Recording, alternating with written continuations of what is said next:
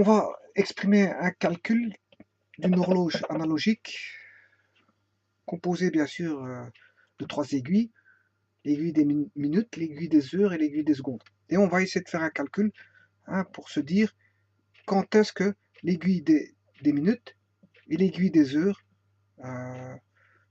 coïncident. Bon, j'aurais pu regarder entre l'aiguille des secondes et des minutes, l'aiguille des secondes et des heures, l'aiguille...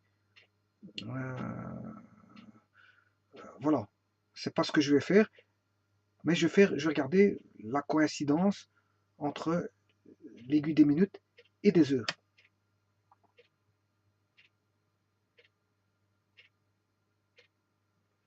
Alors pour ça, je vais me fixer, je veux dire, l'aiguille des heures va être située, par exemple, à une tranche d'heure. Par exemple, je veux que les aiguilles coïncident, savoir où les aiguilles coïncident entre 2 heures et 3 heures. 2 heures et 3 heures, ça veut dire que l'aiguille des heures va démarrer de 2 heures pour aller vers 3 heures. Alors que l'aiguille des minutes, je vais les faire démarrer à l'origine ici, du 0. Donc mon 0 ici, ma référence 0, c'est ici, c'est 0 heure. L'aiguille des minutes va commencer ici, elle va commencer à tourner, tourner, tourner, et on va regarder à quel moment les aiguilles des minutes vont rencontrer les aiguilles des heures entre 2 heures et 3 heures. Bon, effectivement, je peux faire le problème pour n'importe quel type d'heure. Je peux regarder quand est-ce qu'elle se coïncide entre 2 et 3, entre 3 et 4, entre 1 et 2, entre midi et 1 heure, entre 3 heures et 4 heures, entre 4 heures, 5 heures, 5 heures, 6 heures, enfin bref. Je peux me donner chaque fois une tranche d'heure et de savoir quand est-ce qu'elles vont coïncider. Bon, pour ça, il faut voir les lois. Ici, on a à faire un mouvement circulaire uniforme, MCU. Bon, l'analogie au MCU, c'est le MRU. Le MRU possède 3 lois, enfin 3 graphiques spécifiques en fonction du temps, l'espace en fonction du temps, la vitesse en fonction du temps et l'accélération en fonction du temps. Voilà. Ça, ce sont les 3 lois du MRU. Le MRU, bon, c'est un mouvement rectiligne uniforme, c'est-à-dire c'est un mouvement qui se fait le long d'une droite à partir d'une origine O notée 0, sur un axe X, de vecteurs unitaires de base U, et on peut étudier le MRU d'un mobile le long de cet axe-là. Et la loi, on la connaît. On sait bien que la vitesse est donnée en mètres par seconde. Donc, qui dit mètre par seconde, c'est un espace sur un temps. La vitesse, c'est une longueur fois un temps moins 1. Voilà les équations de dimension. Donc, c'est des mètres par seconde. Donc, c'est un espace sur un temps. Les mètres, c'est unité MKSA. S, ça vient du système MKSA. Donc, la vitesse, si ça mesure dans le système MKSA, est en mètres par seconde. Donc, la vitesse, c'est un espace sur un temps. Donc, on peut dire que l'espace, qu'est-ce que c'est que l'espace? L'espace, c'est une vitesse fois un temps. Une vitesse fois un temps. Voilà. Donc, le x, ici, j'ai mis E est égal à V fois T. Je peux mettre x égale V fois T parce qu'ici, je suis sur un axe linéaire. Bon, E est égal à V fois T, c'est une... E est égal à V fois T. Comme on a en MRU, mouvement rectiligne uniforme, la vitesse est constante, donc on a V qui est constant, Y égale mx. C'est l'équation, T c'est le X, le Y c'est l'espace E, et V c'est le coefficient angulaire, le coefficient angulaire de la droite. Donc, là j'ai une droite linéaire, Y est égal à, E est égal à, de la loi, E est égal à V fois T, ou le coefficient angulaire si pour une unité je monte de V. Donc, dans ce graphique-là, on aperçoit la vitesse. Dans un espace, dans un graphique espace-temps, on voit la vitesse qui apparaît. Pourquoi? Parce que le coefficient angulaire est Y. Si j'identifie avec Y égale mx, est le V constant, donc ici le M, il représente le M dans l'équation de la droite affine. Mais on peut avoir une droite linéaire aussi. hein, si je commence en E0. À ce moment-là, la loi, hein, c'est Y égale mx plus P, et j'ai une loi affine. Et là, j'ai E est égal à E0 plus VT, alors que là, c'est E est égal à VT. Ici, elle est affine, linéaire, pardon. C'est une loi linéaire. Et là, comme il possède un ordonnant à l'origine, c'est une loi affine.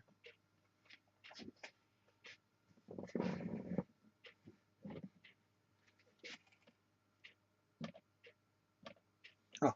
Bon, la vitesse, elle est constante, on vient de le voir, puisque c'est un émeru. Donc, si je représente dans un graphique vitesse en fonction du temps, ben, la vitesse, elle est constante. Pas éternellement, bien sûr, à un moment donné, ça s'arrête. Hein. Bon, la voiture va décélérer, elle va s'arrêter, voilà. Mais ici, bon, jusqu'à un temps t donné, bon, là, ici c'est pareil aussi. Hein. On a une vitesse constante jusqu'à un t donné, et puis après, peut-être des décélérations, et puis voilà, arrêt. Voilà, bon, ici, bon, je fais que la loi du MRU. Hein. Donc en MRU jusqu'à un temps t. Là, il est en MRU avec une vitesse constante jusqu'à un temps t. Puis après, on ne sait pas ce qui se passe. Bon, il va sûrement s'arrêter. Et puis l'accélération, ben, c'est la dérivée de la vitesse par rapport au temps. Donc, mais comme la vitesse est constante, c'est comme si on avait dérivé d'une constante par rapport au temps. Donc l'accélération, elle est nulle. Donc ici, si je veux dessiner l'accélération, ben, elle est confondue avec,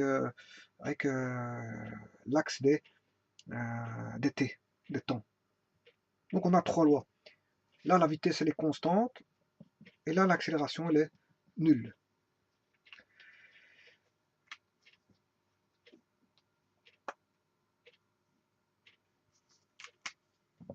Et en fait, dans un MRU, il n'y a pas d'accélération. Donc fatalement, l'accélération est nulle. Bon, maintenant, faisons l'analogie avec le mouvement circulaire uniforme. Parce que le mouvement rectiligne uniforme, c'est sûr, c'est un mouvement de translation, de translation sur une droite. Alors que là, c'est un mouvement circulaire. C'est un mouvement, on va dire, linéaire ici, un mouvement linéaire de translation, alors que là, c'est un mouvement circulaire de rotation. Et je dirais même plus, c'est de rotation pure. Parce qu'il n'arrête pas de tourner sur lui-même. Bon, mais l'horloge, elle tourne dans ce sens-là, et je vais considérer le sens conventionnel positif dans le sens des aiguilles d'une montre, et justement, c'est une montre analogique. Bon, on va faire l'analogie avec la loi du MRU pour l'MCU. E est égal à V fois T, sachant que l'espace pour comment ça s'appelle, pour un arc, l'arc de circonférence est donné en radians, et non pas en mètres ou en centimètres ou en décimètres, mais en radians. Alors, la vitesse, ben ici, ça n'a rien à voir, c'est pas une vitesse linéaire, mais c'est une vitesse angulaire. Et la vitesse linéaire est en mètres par seconde, et la vitesse angulaire, ben, c'est le nombre de radians établi par seconde. On est en radians par seconde. Bon, je peux convertir les radians en degrés, hein, ça vous le savez. Voilà. Et donc je peux donner des degrés par seconde ou encore des tours par minute. Voilà. Mais ici, je vais considérer la vitesse angulaire en radians par seconde. Donc, si E à E correspond θ, la position angulaire, si pour la vitesse, pour un MRU, si l'espace linéaire correspond à une position angulaire, θ, et que la vitesse linéaire est V, pour aller dans le sens de l'axe, et bien ici, pour aller dans le sens positif de rotation, hein, ben, on va considérer que la vitesse vaut oméga. Donc à V correspond à oméga. Et au temps, c'est toujours le temps. Donc θ égale oméga t. Voilà. Maintenant, si je mets une loi affine, je mets plus E0, c'est-à-dire que je démarre par exemple en un point E0 bien précis. Si je commence en E0, ben, je dois tenir compte du E0 déjà de base. Donc, en fait, c'est ce qu'on appelle un changement de repère. Je fais un changement, je décale le repère par rapport à l'origine d'une distance E0. Mais je peux faire la même chose ici en additionnant une distance de départ positionnelle en radian qui est, si je commence en θ0, ben, la loi vaut oméga t plus θ0. Voilà. Bon, ceci étant dit, il n'y a presque plus grand chose à dire. Ouais, le sens conventionnel, je l'ai dit, hein, sens conventionnel de rotation ici, pour éviter des négatifs, je vais prendre oméga, le sens conventionnel positif par là. Voilà. Alors, je vais prendre la référence ici, de telle manière, et pas là. Pourquoi pas là? Parce que si je prends la référence ici, lui il sera négatif par rapport à lui. Donc, je préfère prendre la référence ici. Comme ça, le second, il est à l'avance, il est positionné en avance. Et si l'on avance, à ce moment-là, bon, il y a toujours du positif, il n'y a aucun problème. Bon, maintenant, on va faire les équations, sachant que une horloge analogique, bon, effectue au niveau des aiguilles des heures une rotation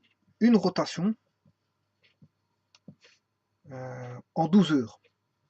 Donc, une journée, en fait, il faut parcourir deux fois. On va de 0 à de 0 qui est minuit, de minuit à midi, et de midi à minuit. Voilà. Donc il faut 2 tours d'horloge pour effectuer une journée. Bon, mais c'est pas ça qui m'importe. Je veux dire par là que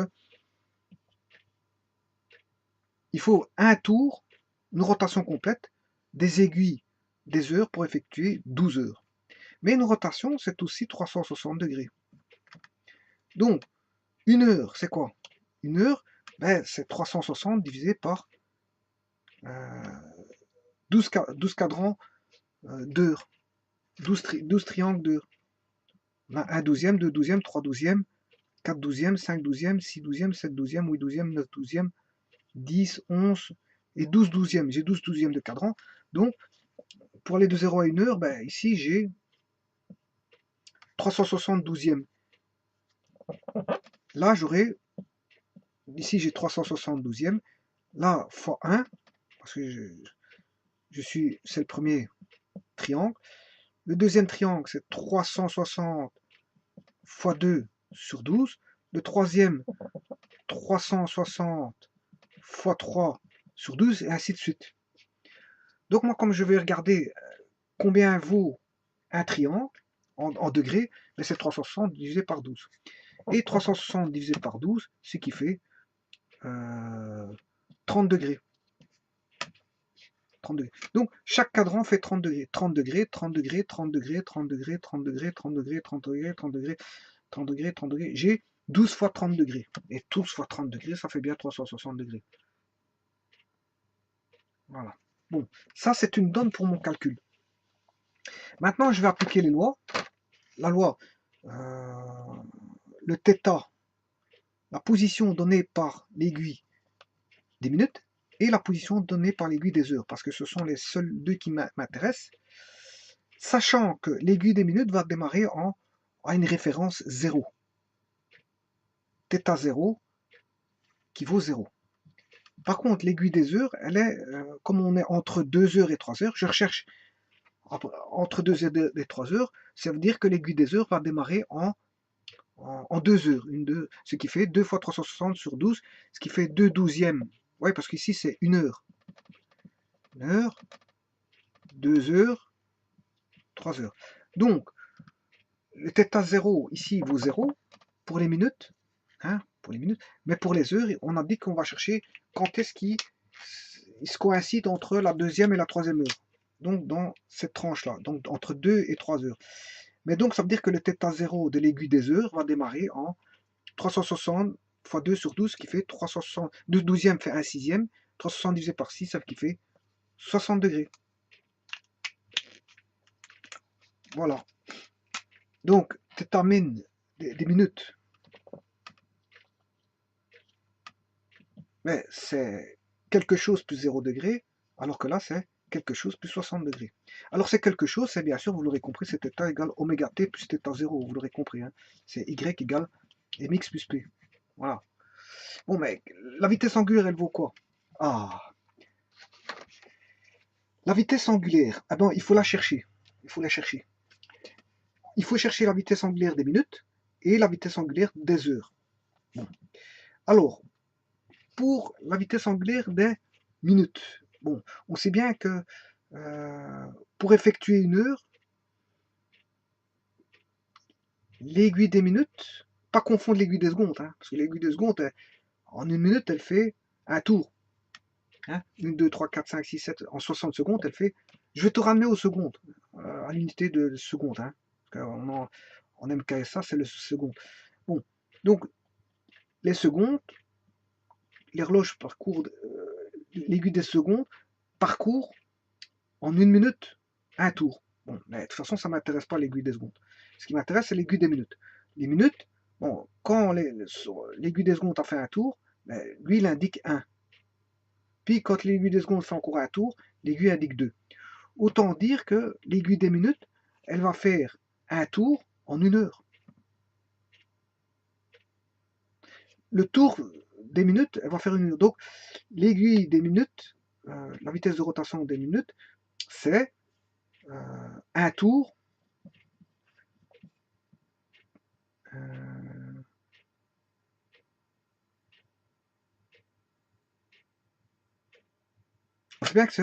on sait bien que oméga est égal à des radians par seconde. Hein.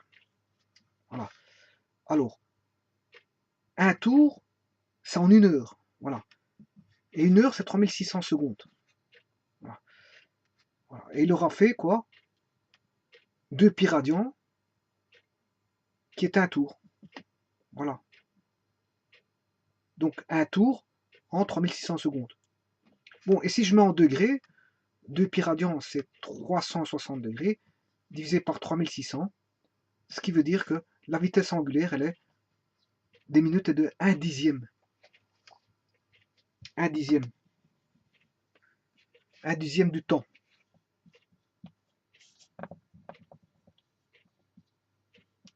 Et on aura toujours 1 dixième pour la vitesse, 1 dixième du temps pour la vitesse angulaire des minutes. Toujours. C'est toujours 1 dixième du temps. Alors voyons voir celle des heures.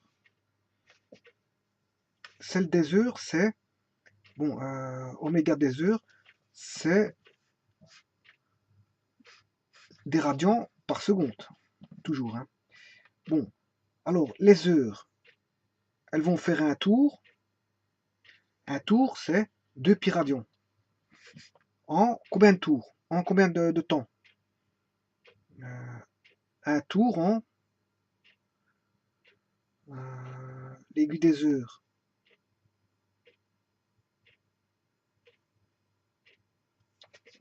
Une heure, 2 heures, 3 heures, 4 heures, 5 heures, 6 heures, 7 heures, 8 heures, 9 heures, 10 heures, 11 heures. En 12 heures. En 12 heures. Donc l'aiguille des heures, elle va faire un tour en 12 heures. Bon. Mais 12 heures, c'est combien de secondes?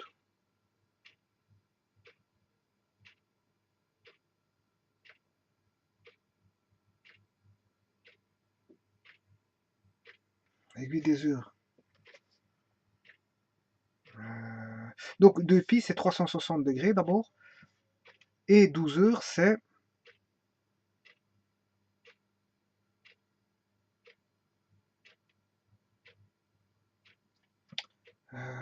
1 heure.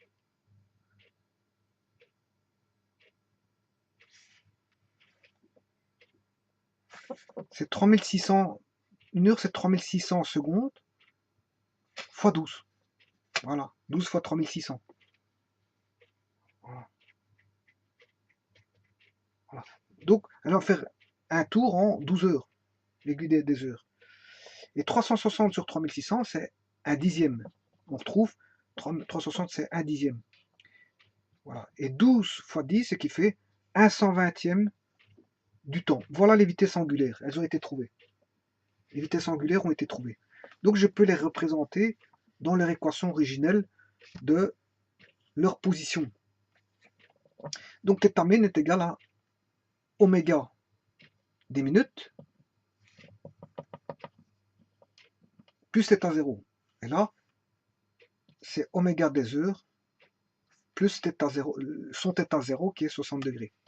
Eh bien, voyons voir ce qui fait quoi 1 dixième de t, et là, 1 120e de t. Bon, on va calculer ça. Quand est-ce qu'elle se rencontre? Ben, c'est quand θ des minutes est égal au θ des heures. On résout ça et on va trouver le temps.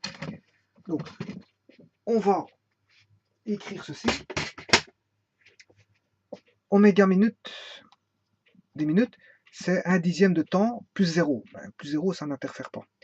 Ça doit être égal à oméga, θ des minutes doit être égal au θ des, pour qu'elles se rencontrent, elles se coïncident, θ des heures. Or, les heures, c'est 1/120e de t plus, on a dit qu'on commençait à 2 heures. Et 2 heures, c'est 360 fois 2 sur 12, ce qui fait 2 heures, c'est on commence à 60 degrés. Voilà. Donc, ce qui fait une équation, 1/10 de t est égal à 1/120e de t plus 60. Voilà, elles se coïncident là. Je recherche le temps. 1/10 de t moins 1/120e de temps est égal à 60 degrés. Voilà. Je mets le temps en évidence. Il reste 1/10 moins 1/120e est égal à 60. Alors, 1/10 moins 1/120e, c'est 12. Si je fais x 12 ici, ça fait 120. 12. 12 fois 10, ça fait bien 120. 12 120e, 1/10 c'est 12 120e, moins 1 120e de t est égal à 60, ce qui fait 11 120e de t est égal à 60, ce qui fait t est égal à 60 fois 120 divisé par 11. Voilà. On va rechercher ce temps-là, pour autant que je retrouve ma machine.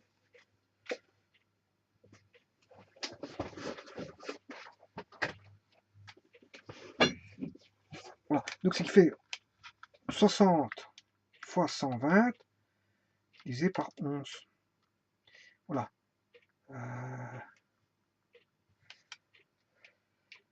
Je trouve 654,55 secondes.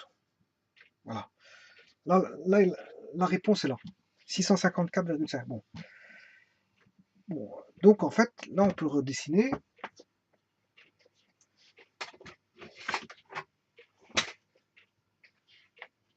« 654,55 secondes. Bon, ça fait déjà combien de minutes ça? Bon, on va diviser par 60. Voilà. Donc si je divise t est égal à combien? 654,55 secondes, j'obtiens t est égal à 10,91 minutes. Voilà, je calcule au centième. Voilà. Ça veut dire que on commence à compter après 10 minutes. Après 10 minutes 91.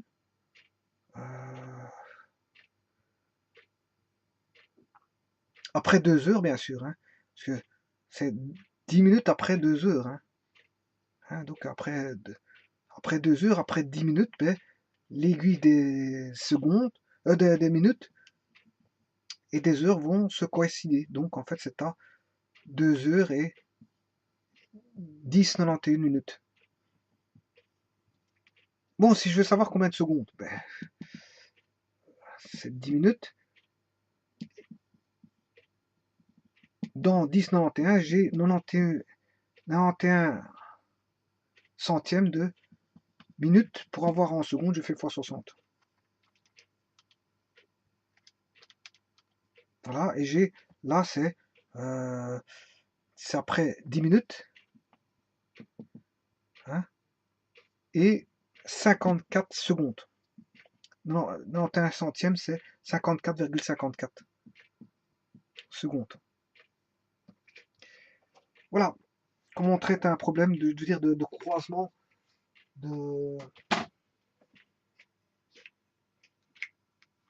d'horloge, croisement d'aiguille d'une horloge analogique. Voilà, je vous remercie.